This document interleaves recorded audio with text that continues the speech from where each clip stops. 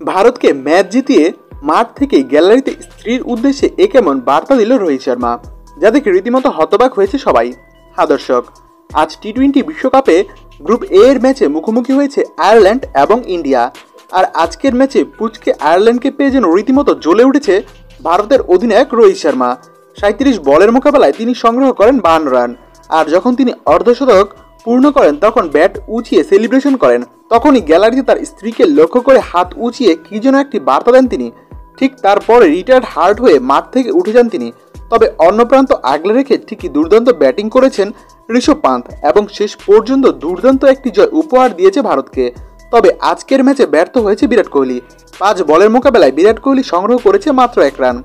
এর আগে প্রথমে ব্যাটিং করতে নেমে 16 ওভারেই সবকটি উইকেট হারিয়ে মাত্র 96 রানে অল আউট হয়ে গিয়েছিল আয়ারল্যান্ড। আর 97 রানের লক্ষ্য নিয়ে খেলতে নেমে শুরু থেকে তাণ্ডব চালিয়ে শেষ পর্যন্ত ম্যাচটা নিজেদের করে নিয়েছে ভারত।